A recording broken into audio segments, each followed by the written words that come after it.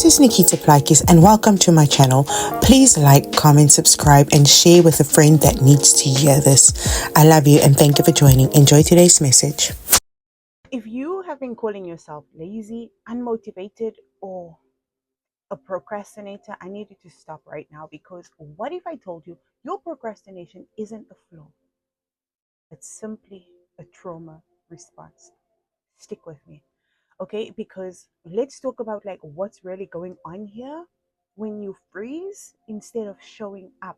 Because this has been something that I have been struggling with, and I don't like to use that word, but for me, it felt like there was something wrong with me, and there was.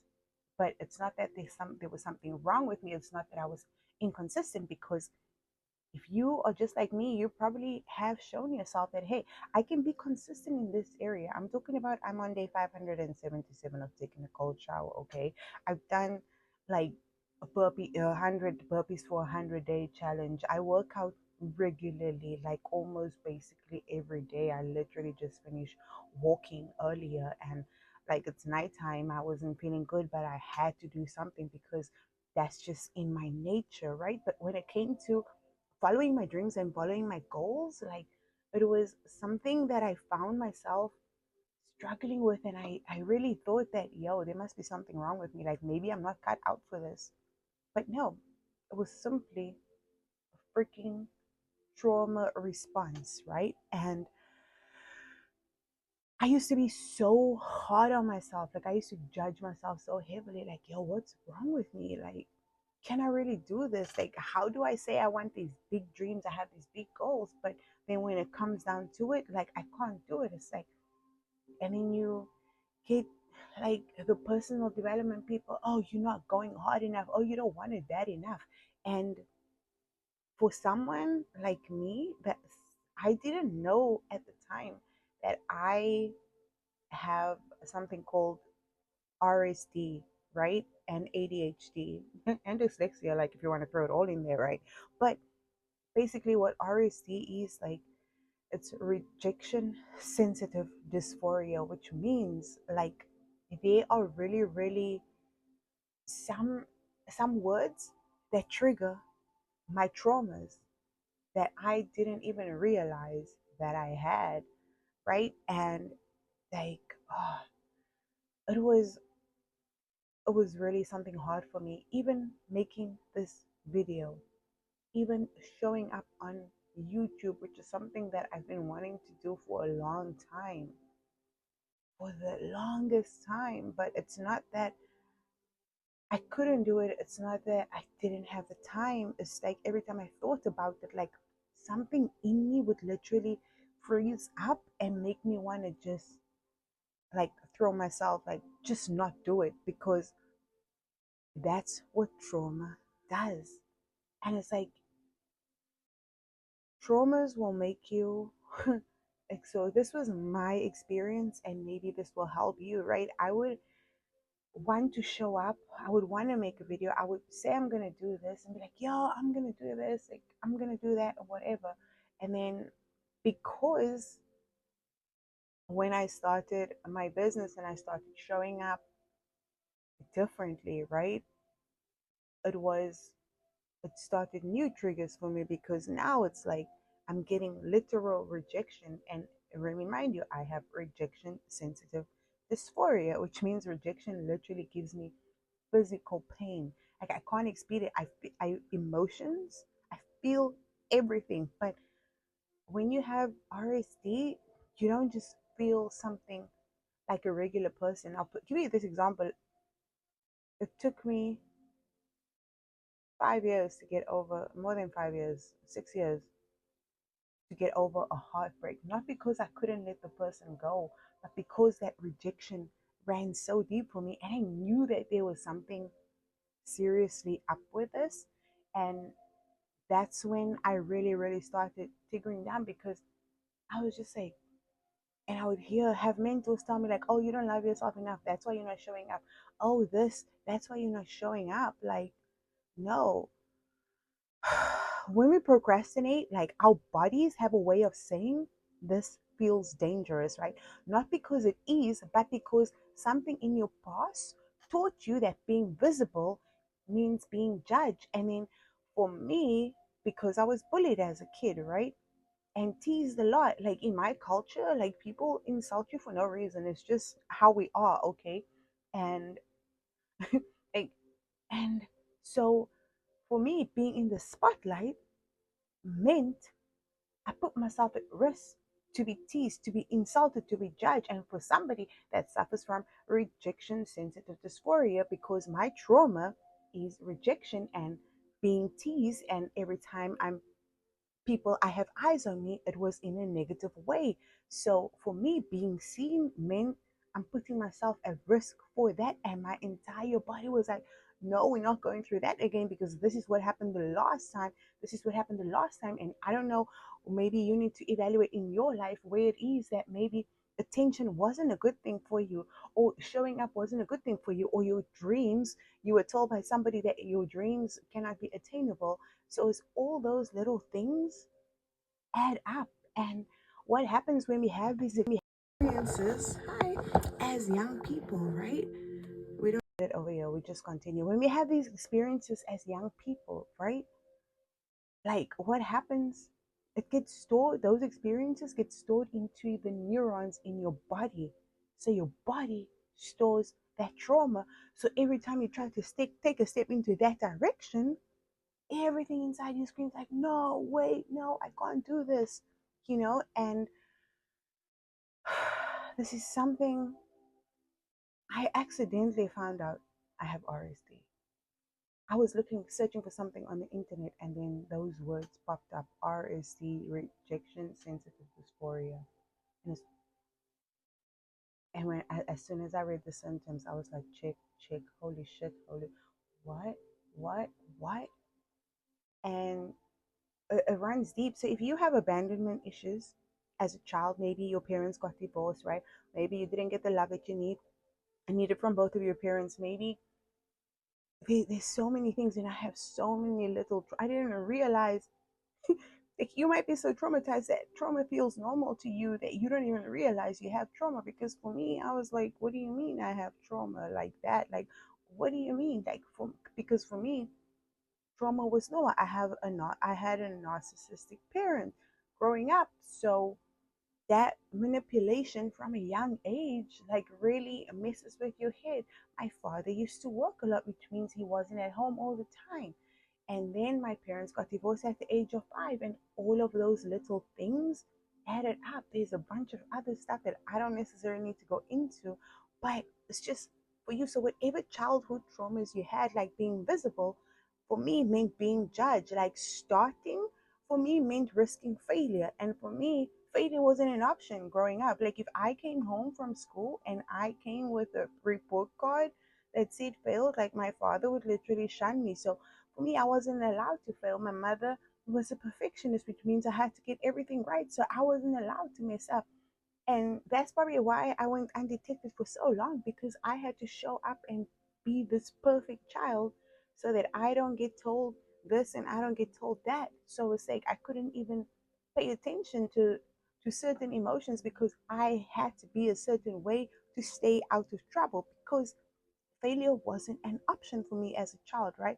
And finishing meant for me no longer being able to hide and putting myself at risk of being seen. And for me, being seen was tied to my trauma, was being teased, being attacked, being bullied, being verbally abused. So, and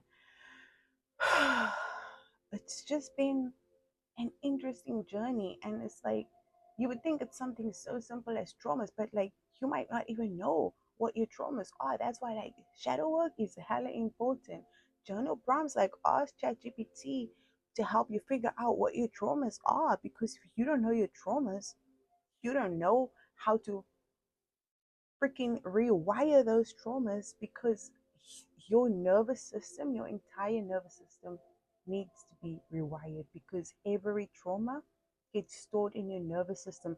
Because there's and you are probably one of those people that do personal development, that show up every day. You have big dreams, you have big goals, you want to accomplish big things, right? And it's like personal development is cute and everything, but if you can be so, I have been personally developing since I was a kid.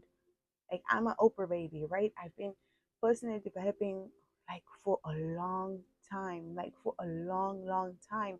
Like I can literally quote people from the bottom of my head, but even though I was personal developing, I was still not able to have sustainable. It's not that I wasn't able to attain success. Like it's not that I haven't accomplished dreams. It's not that I every dream that I had as a child, as a kid, has been accomplished. Every dream I had as a kid has been accomplished, but it wasn't easy for me, and it wasn't. I couldn't tell you at the time how I got there because it wasn't strategically done. It was just because even though I have all of these traumas, I'm always in a state of gratitude and in a state of love. And it wasn't until I started studying like the law of attraction and law of vibration and Abraham Hicks, and that's what I stood about vibration and acting in resistance. And once I understood that resistance is going against yourself, and I realized that when I was taking certain actions, there was a lot of resistance. I was like, this cannot be good because from what I understood, you cannot attract what you want if you're not vibrating in the right way. But a lot of people don't pay attention to the vibrating, and you can say affirmations all day, but if your gut is screaming, help, save me, this is unsafe. Because when you have that feeling in your gut, it's telling you you're unsafe. So it's very important for us to rewire our nervous system. And breath work, I've done breath work, I've done NLP, I've done hypnosis, I've done access consciousness, I've done Kundalini awakenings, I've done freaking plant medicine, I've done like so many things consistently. And it was still like, I was still struggling to show up for myself until I started really morphing my traumas, right, and rewiring my body and my nervous system for success. Not for success, but just to, not for success, because that's the thing. Like, I'm at the point where I don't, like, I know a certain life for me is inevitable. I know that all my dreams are accomplished. Why? Because it's a body, mind, and soul coherence. Okay. So it's like I had the body, I had the soul, I mean, I had the mind, I had the soul, but the body wasn't. And your body, like your neurons, is literally like, how can I explain it? That your neurons, like if you understand computers, like if you know the CPU is the brain of the computer, your neurons is how you, it determines how you operate, how you go about things. So it's not that there's anything wrong with you. There's nothing wrong with you. We all have are capable of greatness. We all have greatness within us. We all can accomplish whatever the hell it is that we want to. But you need to do the shadow work. You need to go deeper. You need to free yourself neurologically. You need to tackle the traumas in your body, because if you do not, for me, guys, like when I say I froze, and because I have RSD, like my freeze means I can't even take small action towards it, because my entire body would literally go in pain, and my gut would start literally bubbling, and like the fear was so real and so physically painful for me that, and I would get anxiety attacks sometimes, and just thinking about that, like literally you see my body tensing up, because that's what RSD does. Like, and that's, but it's not just RSD for me. My trauma, I just feel everything a little bit more because of my RSD. But if you have any trauma, like you don't have a procrastination problem. It's not that you're not capable of being consistent. It's that you have traumas that's trying to protect you, because your brain and your body is designed to protect you from danger. And for me, because I have RSD, my brain is constantly scanning for danger. But now I have reprogrammed that side of my body. That's why I'm able to show up here. I'm able to do this video. I'm able to be confident. Why? Because I already had the other stuff down. I've already done the work. And it was like, I used to think like, what the hell is wrong with me? Like, yo, can I really do this? And the truth is we all can. There is nothing wrong with you. You just have to deal with your traumas. Okay. So this is what I'm gonna give you a few guides, okay? Like, name the fear before the task. Like, what am I afraid will happen if I finish this? This is a great journal prompt. What am I afraid will happen if I finish this? And the thing is, with shadow work, you have to write the first thing. Don't try to write something cute. Write the first thing that comes, because that is definitely the truth. Whatever it is, as ridiculous as it sounds, and sometimes it's going to surprise you, because this is the shadow work part, right? And then and here's some micro stepping for you. I don't have time to finish the thing. I just have to start it with safety. And then this is another thing. Keep your hand on your heart and your hand on your tummy, like underneath your belly, because that's your sacral chakra, right? Yeah. Right? And then talk to your body and say, it is safe for me to show up. It's safe for me to be great. It's okay for me to do this. I'm not in danger. And do you see, like, my body just calms down, because you need to start connecting with your body and talking to yourself, because like trauma is it's been mind blowing learning all this, because for me I was like, nobody's really talking about this. Nobody's talking about the direct link between your traumas and your procrastination. And like, procrastination is nothing more than a trauma response. There's nothing wrong with you. So like, if this hit home, don't just watch this. Get curious. Like, where has procrastination been your body's cry for safety, not discipline, right? And please drop a comment if this unlocks something for you, or if you had an aha moment, or if this helped you in some way. Like, you're not behind, you're rewiring. And that takes real courage, okay? And hit subscribe if you're done that judging yourself. And it was not your fault. There's absolutely nothing wrong with you. I want you to really, really start bonding with your inner child a lot more, because that is the one holding on to all of your traumas.